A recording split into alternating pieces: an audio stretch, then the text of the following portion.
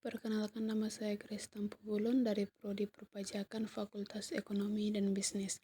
Pada kesempatan kali ini saya akan membahas tentang cara mengisi SPT PPh pasal 21 dan 26.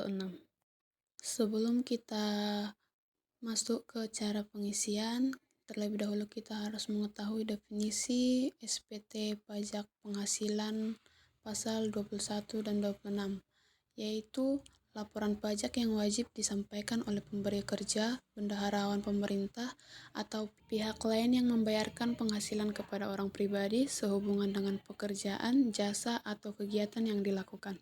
Yang kedua, kita akan membahas tentang pentingnya pengisian SPT. Apa sih pentingnya pengisian SPT? Yaitu yang pertama, SPT penting untuk memenuhi kewajiban perpajakan sesuai peraturan yang berlaku. Yang kedua, menghindari sanksi administrasi atau denda.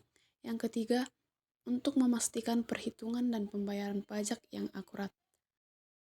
Selanjutnya kita akan membahas tentang persiapan pengisian SPT. Jadi sebelum kita mengisi SPT, kita harus mempersiapkan beberapa dokumen yang diperlukan. Yang pertama seperti NPWP perusahaan dan karyawan. Yang kedua, data penghasilan karyawan selama setahun. Yang ketiga, bukti potong PPh pasal 21 atau 26. Yang keempat, dokumen pendukung lainnya, misalnya surat kuasa jika diperlukan.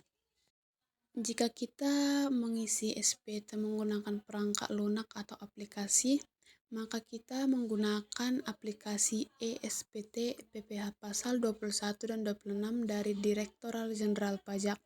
Yang kedua, kita harus mempersiapkan komputer dengan sistem operasi yang kompatibel. Yang ketiga, koneksi internet yang stabil, yaitu untuk pelaporan online. Selanjutnya kita akan membahas tentang cara pengisian SPT. Yang kita lakukan yang pertama kali yaitu mengunduh dan menginstal aplikasi eSPT PPh pasal 21 atau 26. Yang kedua, membuat database wajib pajak dengan mengisi nama, NPWP, alamat, dan lain-lain. Yang ketiga, input data pemberi kerja dengan mengisi informasi tentang pemotongan pajak yang dilakukan. Yang keempat, input data penerima penghasilan dengan memasukkan data karyawan atau penerima penghasilan dan mengisi informasi penghasilan masing-masing. Yang kelima, input bukti pemotongan PPh pasal 21 atau 26, memasukkan rincian bukti pemotongan dan pastikan jumlah yang diinput sesuai dengan bukti potong fisik. Yang keenam, pembuatan SPT induk dengan mengisi informasi yang diminta pada formulir SPT induk dan periksa kembali semua data yang telah diinput. Yang terakhir yaitu validasi data dan perbaikan kesalahan dengan menjalankan proses validasi dan perbaikan kesalahan yang ditemukan jika ada. Di slide ini kita akan membahas tentang pelaporan SPT PPh pasal 21 atau 26. Cara melaporkan SPT secara elektronik atau e-filing. Yang pertama, kunjungi situs DJP online atau aplikasi e-filing. Yang kedua, login menggunakan akun yang telah terdaftar. Yang ketiga, pilih menu e-filing dan unggah file CSV dari aplikasi eSPT. Yang terakhir, ikuti langkah-langkah yang diberikan hingga proses selesai. Untuk memperdalam pemahaman atau untuk memahirkan kita mengisi SPT ini, kita dapat belajar melalui YouTube atau sumber informasi lainnya. Batas waktu pelaporan.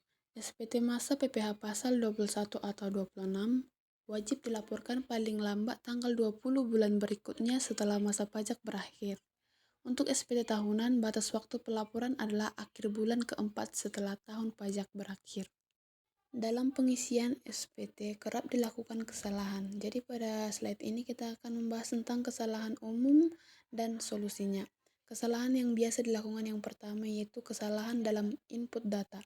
Jadi sebelum kita menginput data, kita harus pastikan data yang diinput akurat dan sesuai dengan dokumen sumber. Lakukan pengecekan ganda sebelum memfinalisasi SPT. Yang kedua yaitu keterlambatan pelaporan. Sering sekali terjadi wajib pajak terlambat melaporkan SPT. Jadi kita harus buat jadwal dan pengingat untuk pelaporan SPT dan siapkan dokumen jauh-jauh hari sebelum batas waktu pelaporan. Berikut tips untuk menghindari kesalahan yang kerap terjadi. Yang pertama yang harus kita lakukan yaitu sering-sering ikuti pelatihan atau seminar tentang pengisian SPT. Yang kedua, konsultasikan dengan konsultan pajak jika menghadapi kesulitan. Yang ketiga, selalu perbaharui pengetahuan tentang peraturan perpajakan terbaru. Di slide terakhir yaitu kesimpulan. Kesimpulannya yaitu pengisian SPT PPh pasal 21 atau 26 merupakan kewajiban yang harus dilakukan dengan teliti dan tepat waktu. Dengan mengikuti langkah-langkah yang telah diuraikan dan menghindari kesalahan umum, wajib pajak dapat memenuhi kewajiban dengan baik dan menghindari sanksi perpajakan. Demikian materi yang bisa saya paparkan. Jika ada kesalahan ataupun kekeliruan dalam materi atau pengucapan saya mohon maaf. Akhir kata saya ucapkan terima kasih.